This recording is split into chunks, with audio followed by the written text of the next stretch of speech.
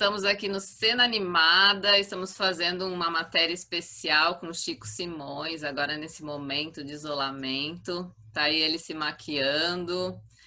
Chico, quem Não, é o Chico Simões e o Mamulengo Presepada, Chico? Quem são? eita, vocês podiam começar com as perguntas mais fáceis, né? Ah, é? Esse Olha, Chico Simões o maravilhoso, que eu sou, mestre. quem eu, ei, o que eu sou, claro, uma mistura, não é? Do que eu percebo de mim mesmo, do que eu sinto, com o que as pessoas veem de mim. Porque eu sei que eu sou uma imagem, né? Por isso eu estava passando aqui um pouquinho de tinta vermelha para não ficar muito estourado essa imagem, né? Enfim, eu sou um brasiliense, nasci no Planalto Central, uma cidade com 70% de nordestinos, uma cidade construída basicamente por nordestinos, em pleno Planalto Central do Brasil, uma cidade sem raízes, ou que pelo menos ainda não encontrou suas fundações, mas uma cidade antenada. Então, acho que eu sou um ser antenado. 360 graus de horizontes e possibilidades. Sempre me senti assim. Meus pais vieram em 57, eu nasci em 60. Então, aí eles já estavam no ritmo de construção mesmo de uma cidade. É um fenômeno construir uma cidade. Nascer, então, logo nos primeiros meses, depois da inauguração, é quase que uma outra inauguração, né? Então, também fui inaugurado e fui crescendo, ouvindo as pessoas reclamarem desse lugar, que ou era lama ou era poeira, ou chovia, ou então era muito seco. E todo mundo com saudade, saudade do Nordeste, saudade do Piauí, saudade da Paraíba, saudade do Pernambuco, saudade, todo mundo com muita saudade. Depois vieram os funcionários públicos do Rio de Janeiro. Então, esses tinham saudade do Rio de Janeiro. Ah, como esses maldiziam essa capital aqui, no meio do nada, não tinha nada para fazer, não tinha esquina, não tem cultura, um lugar sem cultura, imagina, né? E eu fui crescendo no meio disso tudo e, ao mesmo tempo, achando tudo muito curioso, não é? Porque eu tinha de tudo, então tinha amigos, né? Tinha amigos do Paraná, tinha amigos de Santa Catarina, a turma que veio trazendo as madeiras para construir Brasília, a turma do Sul veio trazendo madeira, veio trazendo, enfim, essa contribuição fantástica também, e eu fui convivendo com todo mundo ali, os colegas na rua, e fui absorvendo, né? Então, eu hoje sou isso, sou, né, uma pessoa com 60 anos de idade, nascido em Brasília, mas antenado com tudo que tem no mundo inteiro, que eu posso estar ligado, eu estou ligado, sem preconceito nenhum, e buscando as raízes, porque foi o que eu senti falta, né, de raiz. E assim, então, que eu fui encontrando signos da cultura popular brasileira. E aí eu fui... surgiu o Mamulengo Presepada. Aí surgiu uma Mamulengo Presepada, né? Quando eu vejo essa possibilidade, então, desses bonecos que conversam com o público, que dão respostas, nem sempre respostas politicamente corretas, dão umas respostas muito mal criadas, se comportam muito mal. Tudo aquilo que como eu era, né? Me comportava sempre muito mal, muito rebelde, muito, né, angustiado com tudo que tinha em volta. Mas ali tem uma identificação imediata, né? Até com essa possibilidade de ser uma pessoa sozinha, brincando e viajando pelo mundo, porque aí é outra coisa, né? Eu sempre tive vontade de viajar, é um sonho viajar, né? Sempre que eu pude, eu viajei de carona. Lá nos anos 70 já eu comecei a andar de carona, fazer pulseirinha, aquelas coisas todas. E aí, quando eu vi o Mamulengo, foi o Carlos Gomides, né, que é o Carlinhos Babau, brincando o Mamulengo, eu fiquei impressionado. Eu disse, é isso aí mesmo, já sei o que é que eu quero. Que E aí fui, maravilha, aí estou Chico. até hoje, né? Sim, que lindo, que história, hein? Que história maravilhosa. E me diz uma coisa, Chico, gostando de trabalhar, né, e de viajar muito, brincando aí pelo mundo afora, como é que foi para você as primeiras reações desse nosso isolamento social aí nesse momento da pandemia agora da Covid-19? Quais foram as primeiras reações suas naquele momento? Porque a gente está aí agora há 6 meses já, né? É, a gente já vinha no pandemônio, né? O Brasil já estava assim, uma tristeza muito grande. Não só o Brasil, outros países no mundo também já estavam assim vivendo um processo muito triste, né? De golpe de Estado, fim de democracias e voltando toda aquela carga pesada, né? Tinha uma coisa no ar, já tinha alguma coisa no ar, né? E então a gente já sabia, a gente sempre soube, né, que o nosso papel é muito de resistir, não é? Sonhar em acreditar em coisas melhores, fazer o que for possível para a gente andar nessa direção, mas que a história é assim mesmo. Então, quando chegou o isolamento social, quando chegou a pandemia, o que é que eu disse? Eu parafraseei o Belchior, disse: agora eu estou em paz, o que eu temia chegou. Sabe? O que eu temia chegou, e o que é que eu fiz? Eu falei para todo mundo em minha volta: vai piorar. Vai piorar, vai piorar. Se prepara, fica calmo, segura, vamos nos preparar. Aí o que é que eu fiz? Eu parei de tomar álcool, eu parei, não é, de comer assim, algumas coisas, né, que tinha produto químico e tudo. Falei, não, agora eu tenho que me alimentar bem, comer só coisas que vão me dar energia e tenho que praticar exercícios para poder, né, eu estar bem, para eu cuidar dos outros, porque vai acontecer com alguém, com um amigo, com um familiar, alguém vai precisar de cuidado e eu que vou ter que cuidar. Então, todo mundo que vinha e chegava perto e dizia: olha, eu estou mal, eu digo: não, não fique não, você tem que ficar bem, porque nós dois temos que cuidar de um que vai ficar mal, mas não é você não. Não é você que vai ficar mal, entendeu? Nós vamos ficar bem. E aí eu entrei nessa de ficar bem para poder cuidar de quem ia ficar mal. E fui ficando bem.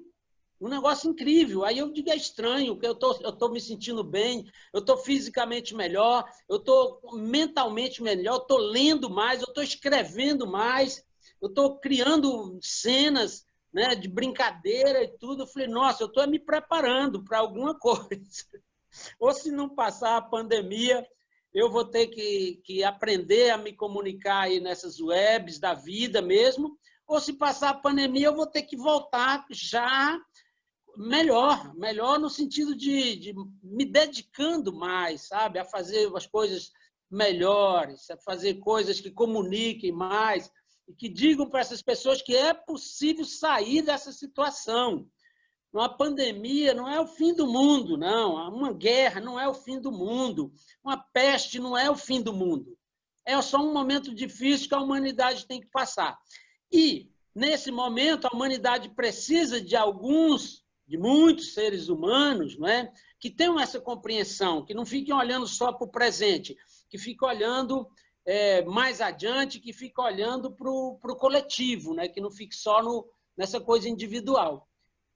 Mas que individualmente tem que estar bem para fazer isso. Ou seja, eu estou me cuidando bastante e procurando ajudar as pessoas que eu posso, o máximo possível, que é uma outra coisa muito, muito boa de fazer, né?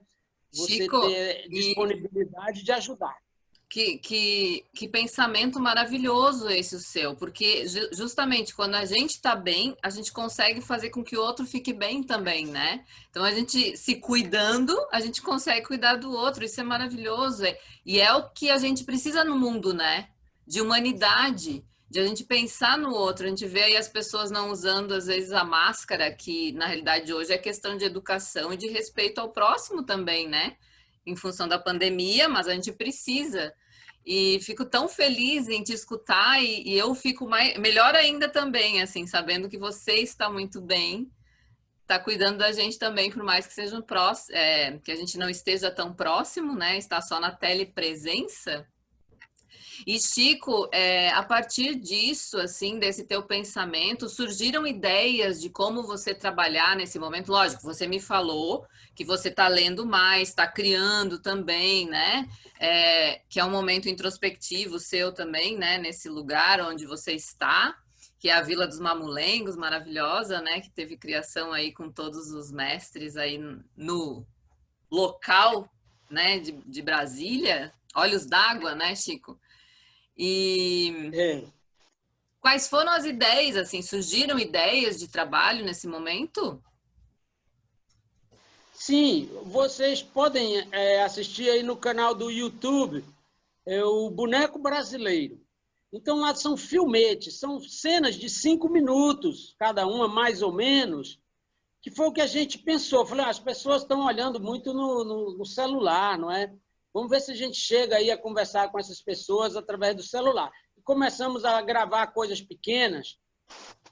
E, então, a pandemia trouxe essa possibilidade de fazer um mamulengo que não fosse só para quem estivesse vendo ali presencialmente, de fazer o mamulengo na web, nessas redes, de fazer essas cenas chegarem a quem está em qualquer lugar do planeta. Então, comecei a estudar que cenas são essas, como é que eu vou fazer um mamulengo dessa maneira. E, nesse estudo, alguns amigos vieram também trazendo equipamentos para a gente gravar melhor. E se não está ao vivo, eu posso gravar 2, 3 vezes, eu posso cortar, posso editar, pode trabalhar o som depois, ou seja, a gente está fazendo quase cinema. Não é teatro de sombra não, mas é quase cinema. E com o mamulengo. E eu estou gostando muito de fazer isso. Eu sinto a presença, as pessoas respondem, né, pela internet, que estão assistindo. Isso é muito gostoso, ter essa interação também, que não é mais aquela ao vivo, mas é uma interação, não deixa de ser uma interação, de você receber respostas. Então, estou trabalhando nisso, viu? Ainda estamos em fase de laboratório, mas eu quero chegar ao ano que vem montando uma brincadeira que independa de idioma, que qualquer pessoa em qualquer lugar do mundo possa assistir e gostar, e entender de que é que a gente está falando. De outra maneira, é isso mesmo, é a gente poder falar da cultura popular brasileira, não é? A cultura do vaqueiro, né? Essas coisas gostosas que a gente tem, as canções, e seguir. É só o que eu estou fazendo, e é só o que eu quero continuar fazendo, mesmo quando passar, e se passar essa pandemia, eu pretendo continuar aqui na rede, trabalhando ainda com os bonecos, viu? O que eu achei bem interessante, Chico, é que com os seus vídeos a gente consegue perceber as passagens, né, dentro da brincadeira, porque aí entra os personagens que foram criados e que fazem parte, e isso é interessantíssimo. Eu, ao menos, estou conseguindo usar, inclusive nas minhas aulas, para mostrar, né, esses personagens para o pessoal que não conhece. Isso eu achei muito interessante nos seus vídeos. Além de ser Claro, gostoso. Isso sempre foi uma preocupação na minha brincadeira. Foi que fosse uma brincadeira que a gente pudesse fazer uma leitura, né, do que é o teatro popular de bonecos no Brasil. Por isso é uma brincadeira muito misturada, né, mistura mamulengo, com babau, com João Redondo, com Calunga e com Cassimiro Coco. Então, eu sou brasiliense, eu posso. Eu posso, né, brincar com isso, com essa mistura, porque essa é a mistura que veio para Brasília. E essa mistura ela pode, ao mesmo tempo, desenhar. Então, eu estou também utilizando os filmetes, né, gravados para a gente fazer esse desenho.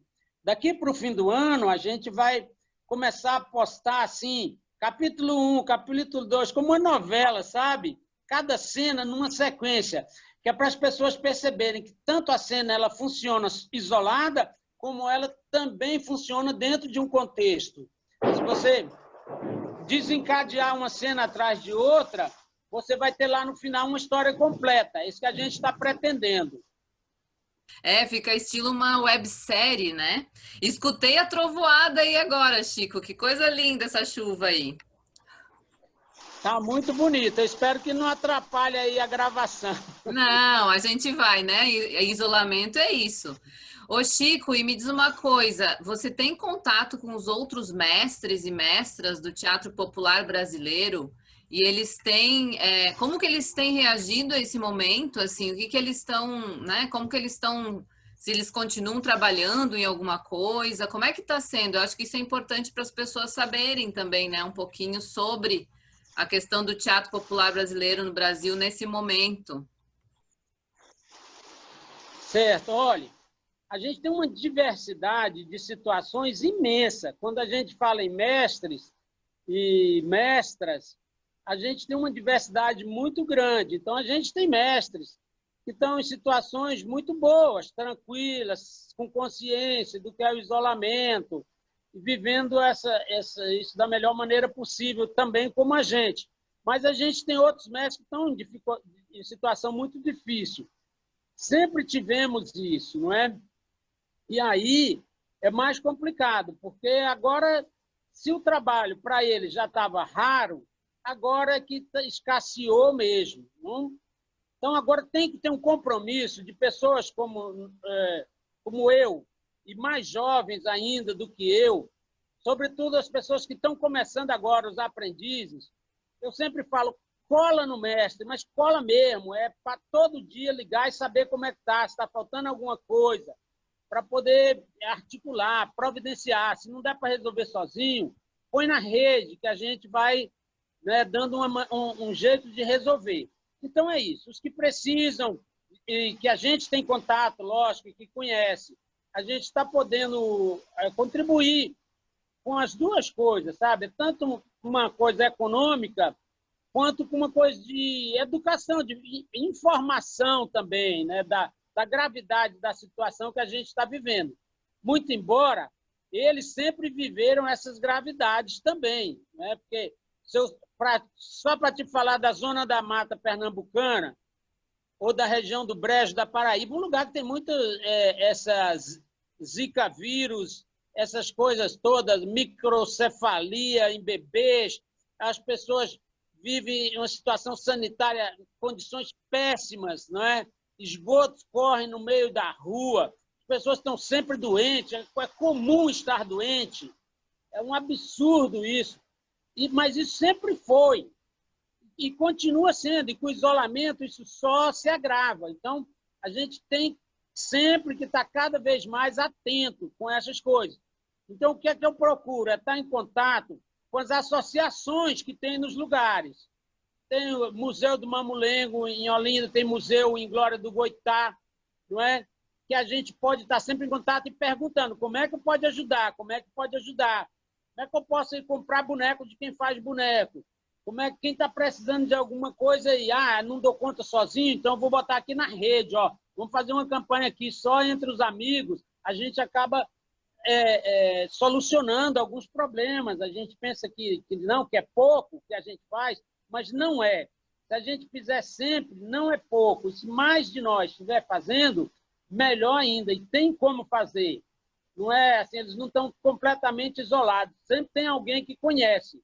É o que eu chamo de aprendiz, né? O aprendiz ele tem essa obrigação de cuidar dos documentos do mestre, de cuidar da saúde do mestre, de passar as informações, de essa utilização dessas novas tecnologias. Os aprendizes têm a obrigação de possibilitar isso para o mestre, de fazer esse meio-campo também. É o mínimo que a gente pode fazer pelo que os mestres fazem pela gente, ou fizeram a vida inteira. É como se fosse um gestor, né, do ambiente que o mestre está e como ele está, né? E como ele leva isso também para as outras pessoas. Eu acho que é um pouco isso, né? Gestar e produzir. E lógico que aprender o que ele faz também, né? Porque isso é maravilhoso. Vocês poder estar do lado do mestre e aprender tudo o que ele faz como brincante, né? Como brincante, é lindo. E é isso, o aprendiz é o cuidador do mestre. O aprendiz tem que saber disso, é cuidador do mestre. Então, todo mundo aí, mesmo quem está de longe, que gosta de um mestre em especial, ou qualquer um, escolhe um e diz, olha, vou ver como esse mestre está, vou mandar 100 esse mês, alguém lá vai receber, vai ter uma conta, aí entra aí no WhatsApp, sempre tem uma conta que você pode contribuir, pode perguntar como é que está de saúde, e que isso funciona mesmo, sabe? Tem funcionado assim. Sabe? A gente já tirou pessoas, amigos, em situação de trabalho escravo, isolados, lá no sul do Pará. Mamulengueiro que saiu do Rio Grande do Norte, foi nessa conto de que tem trabalho lá numa fazenda na Amazônia e vai para lá, chega lá, cai numa situação de trabalho escravo, fica devendo. A gente articulou uma vaquinha entre os amigos e essa pessoa pôde voltar para casa e retomar o seu trabalho. Tudo isso é possível agora com essas redes digitais, porque todo mundo tem o WhatsApp, todo mundo se comunica. Então, dá para a gente colaborar. Então, tem que usar também essa tecnologia a nosso favor, né? Não ficar apenas reclamando que a tecnologia está tomando o espaço tradicional, daquela brincadeira que acontecia na praça. Aquilo passou, foi um tempo, e a gente tem que acompanhar o tempo também. Para que a brincadeira continue viva e ativa, ela tem que se adaptar ao tempo do presente. Se ela ficar se repetindo como era no passado, ela vai morrer, vai para um folclore, vai para um museu apenas. Isso é uma parte só, né? Sim. Mas quem quer manter a brincadeira viva tem que adaptá-la para o tempo presente, porque foi assim que ela chegou até agora. De milênios, ela chegou até nós porque ela foi se adaptando ao tempo presente.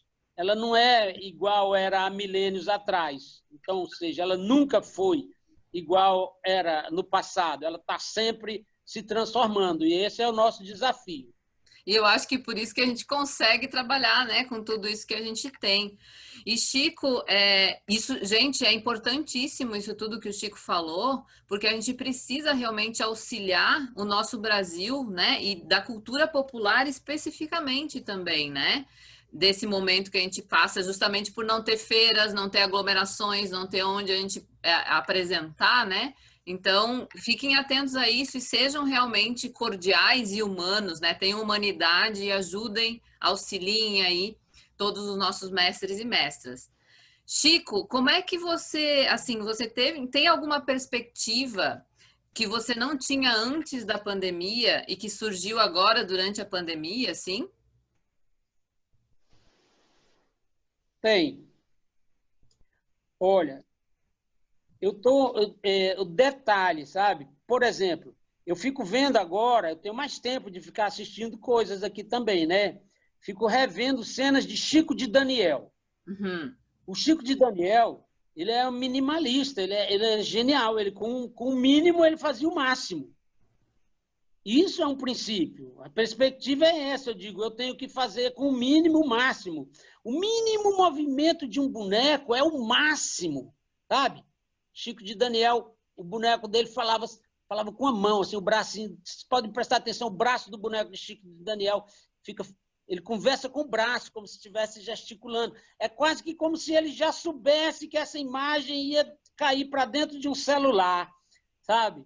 Porque ele é tranquilo, com pequeno espaço e com poucos movimentos, e a precisão dos movimentos, ele faz uma coisa fantástica. Então, essa perspectiva que eu estou tendo, né, de uau, como eu estou aprendendo mais agora. Então, quando eu sair daqui, eu tenho uma perspectiva de enfim, estar brincando mais, experimentando isso, valorizando mais os detalhes, né, a riqueza que tem nos detalhes, ou seja, concentrando mais e de estar criando cenas também, né? Não apenas as cenas que a gente já vinha fazendo, mas que criar novas cenas com os mesmos personagens ou introduzir novos personagens também. Então, eu estou bem animado, como eu não estava. É curioso, porque eu já vinha pensando em encerrar, em parar de brincar. Estou com 60 anos, já tenho muitos amigos, muitos jovens, brincando super bem. Ninguém mais fala, o Mamulengo está se acabando, o Teatro Popular de Bonecos está se acabando. Não tem mais esse Não, perigo. mas Chico é Chico, não pode não, Chico, pelo amor de Deus. Claro! Não, numa boa, já fazendo outras coisas. Estou escrevendo agora, né? Enfim, agora depois da pandemia, não, de que parar nada, eu vou brincar mais, brincar nova cena, brincar nova coisa. De repente, deu foi uma animada, entendeu? Aconteceu uma coisa estranha comigo, né? Na pandemia, o isolamento me deu um ânimo. De repente, a vida tomou um outro sentido, um significado assim, tão intenso, tão gostoso, sabe? Eu estou com uma saudade, mas saudade mesmo, assim, uma saudade de gente, de abraçar, de beijar, de... Nossa, é um negócio...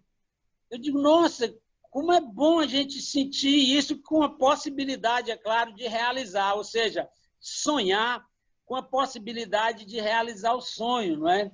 Então, essa é a perspectiva que eu estou tendo, né? E estou vendo que vários colegas estão também desenvolvendo o seu trabalho mais ainda, não é?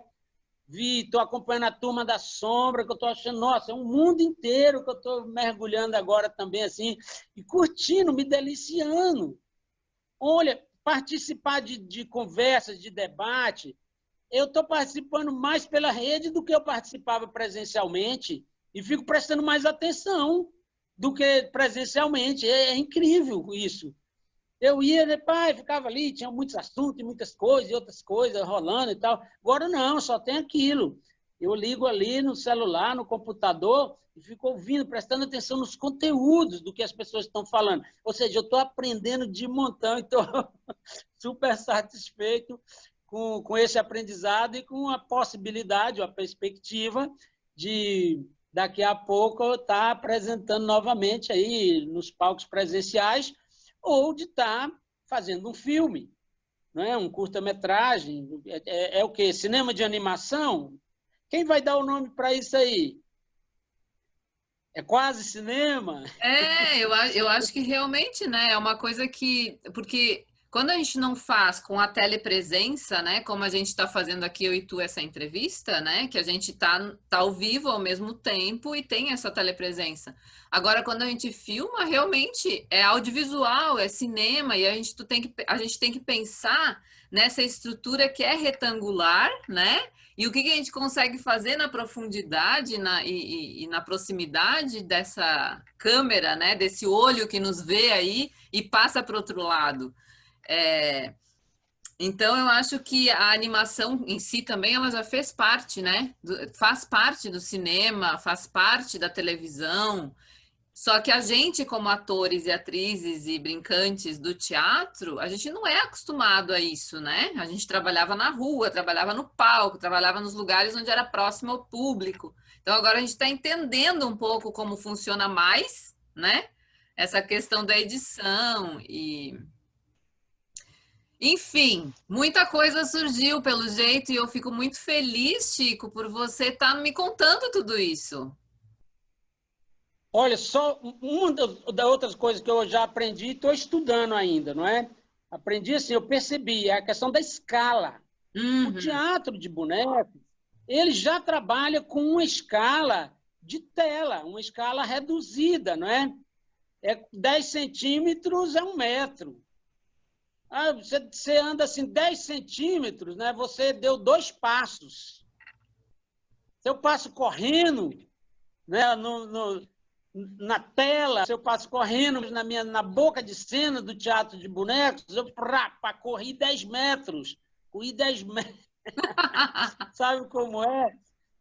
A escala toda reduzida, então você vê que o movimento, não é? Ele comunica já uma coisa, e o público faz o foco, o espectador faz o foco, você pode ficar tranquilo que vai olhar para onde você está concentrando ali o movimento, a energia, né? uma ação, né? Para onde você concentrar a ação, o olho do espectador vai quando você está fazendo teatro, e agora quando você está fazendo com a câmera pode fazer o zoom e focar ali onde você quiser. Então, você pode fazer 3 vezes, gravar isso de maneiras diferentes e depois editar, dizer, eu gostei mais disso, aqui esse está mais próximo, está melhor. Ou então pode gravar, por exemplo, em 4K, numa resolução muito boa, e depois usar só uma parte daquele quadro ali que você gravou, como se fizesse um zoom, mas só que na hora da edição. Isso é uma outra possibilidade. Você aproximar dá um zoom na hora de editar. Isso precisa de gravar em resoluções muito boas. Enfim, a linguagem do cinema contribuindo, né, agora com a linguagem do teatro, e eu espero que vice-versa também, que a gente esteja contribuindo para o cinema também, utilizando os bonecos para fazer essas brincadeiras e essas novas animações aí que nós estamos fazendo. É assim. Então, Chico, eu gostaria que você deixasse um recado, lógico, se você quiser também, né? Para o pessoal que está nos assistindo do Cena Animada, que a gente está participando das jornadas aí, discutindo sobre as questões nossas da pandemia, como que a arte está se virando nesse momento, né? E fica à vontade. Ô, Fabi, eu agradeço imensamente aí esse trabalho que vocês estão fazendo, desbravando esse campo aí desse novo território. E estamos vivendo num momento de alargar conceitos. Não? Então, esse conceito até de tempo e de espaço não é? Está completamente mudado agora na rede web. Não é? Então, as fronteiras também, eu penso muito nas novidades. Né? Eu sempre penso na novidade, no desconhecido, como uma fronteira. E aí, qual é a minha atitude diante da fronteira? Claro, eu tenho que estar, né, aberto, mas, ao mesmo tempo, eu tenho que estar seguro para estabelecer um diálogo. Eu tenho o que dizer, não é? Então, eu vou pesquisando essas novas linguagens, mas propondo alguma coisa. Exatamente melhorar, não é, a nossa comunicação em todos os aspectos. E é o que eu aconselho para as pessoas se dedicarem mais assim, ao estudo do próprio trabalho, não é? A ler, a escrever, praticar também, né? Assim, a escrita. A gente, às vezes, estuda muito e escreve pouco, produz pouco. E é preciso isso também, participar, né, dessas redes, desse novo tipo de comunicação, que é o ensino à distância, mas, ao mesmo tempo, é a vida, o relacionamento também, né, à distância, para que, quando ele voltar a ser presencial, ele seja com mais qualidade, mais intenso. E, do ponto de vista sociopolítico, é a gente fortalecer essa defesa à democracia. Porque tem muita gente que não se dá conta de que tudo que está acontecendo tem a ver, não é, com essas questões políticas mais globais. E a nossa participação é muito importante, o nosso posicionamento, né, em defesa da democracia, porque é em defesa da nossa cultura, em defesa do nosso trabalho, do nosso direito, né, de continuar existindo, resistindo e propondo melhorias para o planeta. Então, a gente está vivendo esse momento que é difícil, mas, ao mesmo tempo, é um momento em que a gente pode se fortalecer. A gente tem tudo para se fortalecer, é o que eu espero que a maioria das pessoas esteja fazendo. Demais, é um beijão no coração de todo mundo, aquele abraço transparente e sincero, e até o dia que a gente possa realmente se abraçar fisicamente. Assim, vamos levando, né? Chico, muito obrigada por essa parceria, por ser essa pessoa linda que você é, de pensar para o bem. E eu acho que é muito isso mesmo, assim. A gente está num momento, lógico, que não é tão legal, né? Com a morte de tantas pessoas. Porém, a gente tem que pensar que a gente tem que estar disponível, como você falou, né? A gente precisa buscar formas de estarmos bem. E aí a questão da criação para a gente como artista é um momento propício, né? Porque a gente está interiorizando isso tudo. Lógico, quem não está com aquele grande grupo, né? Porque quando está com um grande grupo já é um pouco mais difícil, cada um na sua casa, mas tem formas que estão surgindo aí. Então, eu agradeço muito, Chico, a sua participação aqui com a gente.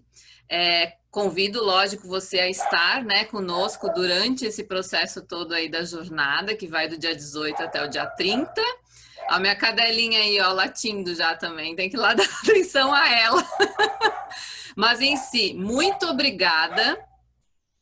É, esses sons, eu descobri uma coisa sobre esses sons, assim, ruídos, um cachorro latindo, ou um carro que passa. Esses sons são necessários, eles são importantes. Você sabia disso? Que É, se fosse o completo silêncio, né? Se fosse assim, não tivesse nenhum som de fundo, a gente estranharia.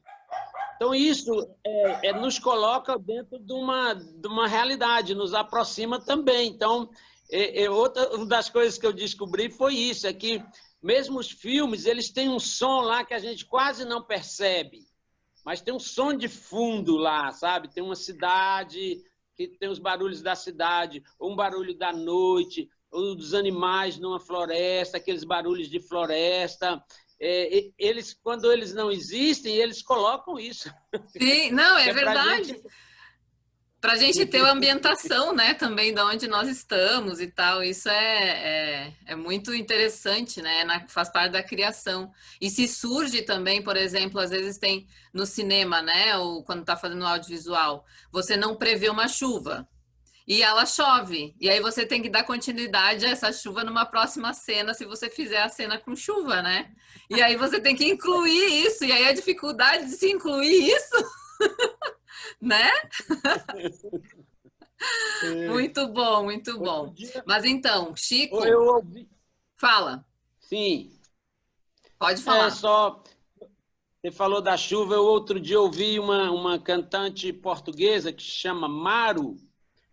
A Maru cantando uma música na chuva. Então, o som da chuva é parte da música.